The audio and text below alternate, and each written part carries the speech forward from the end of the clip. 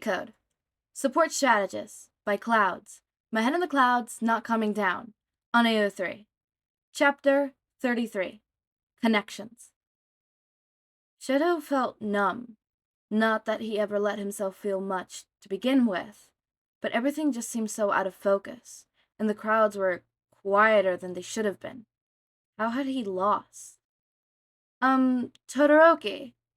Momo put a hand on his shoulder, and it was all that Shoto could do not to flinch. Are you okay? I'll be fine, Shoto said firmly. He had to be fine. If he were to show anything but the utmost composure on television, Endeavor's punishment would probably be even worse. Not that he was looking forward to the increased training that would undoubtedly follow his failure, but he'll endure this much.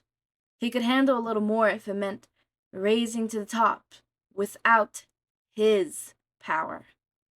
I apologize for losing our points. It's not. Momo hesitated. I mean, yes, that is very unfortunate, and I'm not happy about losing either, but that's not what I was asking. Do you need to see Recovery Girl? Shoto turned to look at her, slightly raising an eyebrow. Why would I need to go see Recovery Girl? Momo hesitated. The burns? Shoto's eyes widened slightly in shock. He'd only activated his fire for a split second out of instinct before he realized he was doing and stuffed them out. But that shouldn't have been nearly enough to burn him, especially. It's just that with Bakugo pulled with Ashido's acid, a lot of us have chemical burns, so we're all going together, Momo explained. Those tape grenades kind of exploded everywhere, you know? We're just lucky that Ashido didn't make the acid strong enough to do any real damage. Oh. Shoto looked down to himself, noticing for the first time that there was holes burned into his uniform from where Ashido's acid had splattered over the field as it fell. Sure enough, there were a few small burns trailing along his arms, but the pain wasn't anything more than what he was used to from his normal training. I hadn't noticed. Understandable. Ida joined the conversation, arms already swinging as he spoke. The adrenaline in our system was more than enough to keep us from noticing until the game was over as well. However, I do believe that it's best to get these wounds, however minor they may be, taken care of quickly so we could focus on learning from our next rounds. Shota thought about that for a moment. On the one hand, his father would consider going to the nurses for something as minor as a sign of weakness. But on the other, even if Endeavor managed to shove his way back into the students' area, he wouldn't do anything to cause a scene if there was other people around. If only he'd used his fire. Shoto stomped down on that thought the moment it popped up into his head. No, he wouldn't become like that bastard by using his power. In fact, Shota forced himself to take a breath and almost smiled as the thought occurred to him. His father had failed too. He failed to become number one. Losing here just meant that he was better at failing than his father could ever be. He hoped that bastard enjoyed what he created. Izuku grinned at Mei and Shinso as Midnight cracked her whip to draw their attention to the screen, where the brackets were laid out. They all had bandages covering various parts of their arms and faces from the cavalry battle, since Recovery Girl had insisted only healing the worst of the damage, so that they wouldn't be too exhausted to deal with the rest of the festival. Izuku had even managed to get her autograph, even though Mei and Hitoshi hadn't stopped teasing him about geeking out over the school nurse. It was so weird having a friendship that included teasing, that wasn't intended to hurt like the bullying he'd grown up with. Izuku still couldn't believe that they had done it. They had gotten Shinso into one-on-one rounds, which meant they were one step closer to getting him into the hero course. All the training they've done was paying off, and they were now in the perfect situation for Hitoshi to really show the teachers that he deserved that spot. Everyone was silent for a moment as they looked at the lineup. I'm fighting Pony Sinatori, Hitoshi murmured quietly. She was one of the teams we took control of, right? Yep, Izuku said, happily. That'll be an interesting matchup. She's an exchange student, so the language barrier might make use of your quirk a little more interesting. We haven't experimented with other language yet, have we? Nope, May piped up. But if worse comes to worse, he could always use my babies. Wonderful, Hitoshi grumbled. Who have you got, Midoriya? Midoriya started as he startedly realized that he was going into the one-on-one fights as well. Somehow he had been so focused on getting Hitoshi into the third rounds that he'd completely forgotten that being on the same team meant that he made it as well. He frantically searched the screen for his name, crossing his fingers that he wouldn't have to face Katsuki right off the bat. Where? Oh, Mina Ashido, Acid Quirk. Izuku grimaced. At least it won't be boiling this time. Yeah, that sucks, May said, tugging at one of the bandages on her arms. Izukun, what's Monoma's quirk again? Oh, his is a lot of fun, Izuku grinned. He has a copy quirk. I think he could copy up to 3 people's quirk at the same time. There's no real way of knowing whose quirk he's copied until you fight him, though. Perfect! May's eyes narrowed in on Monoma from across the crowd. He'll be the perfect demonstration of how adaptable my babies are. I don't know whether to pity him or just laugh, Hitoshi said, amused. Ooh, Uraraka's strong, right? Yeah, she really is, Izuku answered. Why? Because you better hope she wins her fight. Hitoshi points at the bracket. Otherwise, you're going to be up against Bakugo in the next round. Izuku gulped and glanced over to where Katsuki was surrounded by his team from the cavalry battle. Kirishima was patting him on the back, but Izuku could feel his anger from all the way across the field. Katsuki had always been the best, ever since Izuku could remember, so it must have been eating at him that he hadn't gotten first in either of the 2 first rounds. And it must hurt even worse that he was beaten by Izuku, of all people.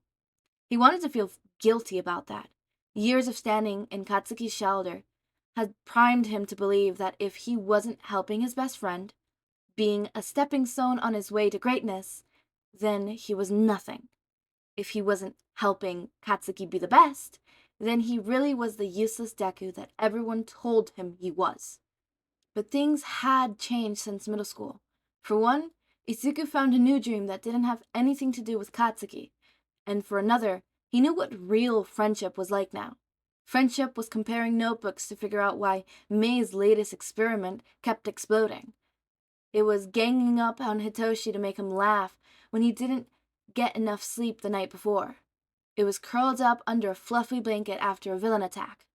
It was winning the first 2 rounds of the sports festival when he didn't have to, just to make sure his friends made it to the 3rd round. Don't worry, Izuku assured his friends. Katsuki may be strong, but we're not friends anymore. He lost that right to hurt me. So, did you ever figure out how that Jet Ed kid's quirk worked? Ojiro asked Tokoyami. You might have to fight him again, you know. I am aware, Tokoyami answered, but first, I will have to beat a fellow agent of darkness. Okay. Ojiro looked at him strangely, but Tokoyami was more focused on the next fight and on ignoring Todoroki, who was brewing in one of the upper rows of the section stands. If he was being completely honest, he hadn't expected his team's last-minute strategy to come to anything. He and his teammates had been fully prepared to embrace the dark void of empty failure when the buzzer rang, but somehow they'd managed to pull through. Tokoyami couldn't wonder, however, why Todoroki had refused to use his fire. It had been obvious in the moment that Dark Shadow was weak to his left side, and yet Todoroki had let him win. There must have been some dark reason for his refusal. But Tokoyami wasn't one to reveal others' inner darkness to the world. But perhaps revealing it to a certain analyst who seems determined to help their class wouldn't be the end of the world. Perhaps he should talk to Aizawa about peering through the shadows to implore the assistance of a mysterious cheat code. It is of no importance, Tokoyami said, finally. Dark Shadow and I will be victorious. I just hope the purple kid doesn't start singing again. Dark Shadow shuddered. I think that was creepier than being brainwashed. Singing? Ayamama looked at them curiously. Why would the Mastrancerous sing in the middle of a fight? He doesn't seem nearly gorgeous enough to pull that off. I think it has something to do with his quirk activation. Kamakiri leaned over the wall dividing 1A and 1B. Sorry to eavesdrop, but it's a tournament, so I might have to fight him again too. It was only after he started singing that he took control of us. But he didn't sing to me, Dark Shadow complained. You did hear him sing, though, Tokoyami said. Perhaps the best strategy would be to cover one of our ears to prevent them from being pulled into the siren songs. What the heck are you guys talking about? Mineta yelled. He had an ugly purple-black eye that Recovery Girl had apparently refused to heal. The purple guy doesn't sing, and covering your ears won't do shit. He takes control of you through punching you. He only punched you because you were being rude, Mineta, Sue pointed out bluntly. He takes control of you through physical contact. He never made contact with me, so my head was clear the whole time. But I'm pretty sure he touched Shoujo when he was going after you. Everyone turned to look at Shoujo, who gave a dignifying nod. Tokoyami was starting to get more confused the more people spoke up. But I never touched him. At least not before he and his agents of chaos possessed my team. You're all idiots, Monoma said. It's obviously eye contact. You didn't even fight him, Monoma, so pipe down.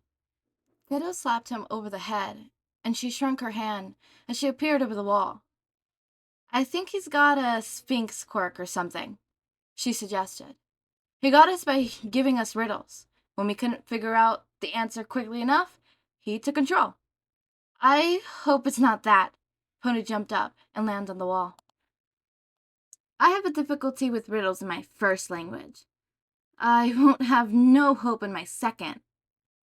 Is this quirk truly that difficult to phase out? Yamamomo piped up. Most of the class had joined the conversation by this point, understandably.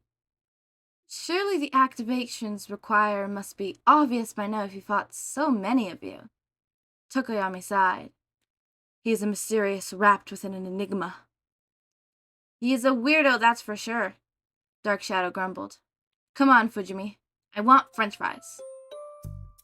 Just love how none of them could figure out what Shinso's quirk is. Also, Shota, no, not Shota, Shoto? There you go. Another names that I just don't like, Shoto and Shota. They're a little less similar, but I get mixed up if I'm talking too fast or not paying attention to what I'm saying. But Shoto and his relationship with his father is developing interestingly. I've never really been a fan. A fag. Okay, well, damn. I've never been a fan of Endeavor. I hate him, and I really hate his redemption arc. Not saying that I just hate the fact that he gets a redemption arc. I do hate that fact, but you can write it out so it's not as choppy and weird as it is in the anime, which I'm not going to get into that because that's brands that I would get into once I start the My Hero Academia podcast, which I'm still working on. I'm like seeing if maybe I could get someone to do that with me and have a discussion with someone else. I feel like that would be really interesting to bounce off ideas with that person. It would make editing so much harder for myself, but I would love to do that with someone, you know? I'm still figuring out who that person could be and schedules and stuff like that, just figuring out the little nitty-gritty parts. Otherwise, I would have already started that podcast long ago.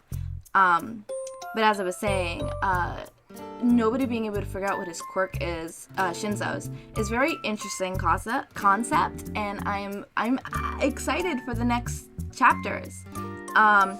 Here, this is an image that is in the fanfic. This image pops up, and it's the brackets of, you know, who's gonna go against who. I love that. I didn't think we were gonna have that. I was a little shocked when I saw it at first. I was like, why is there an image? What is this? Oh, okay. But yeah, thank you, Clouds, for that wonderful diagramma? Words. Smart words. I'm using them. Am I using them like how they're supposed to be used? Who knows? As always, make sure to eat, sleep, drink. What? Let me start again. Make sure to eat, sleep, drink water, take your meds, have a wonderful day or night. Join our community Discord server, link is in the description. Subscribe to see more of my content, and thank you so much for watching.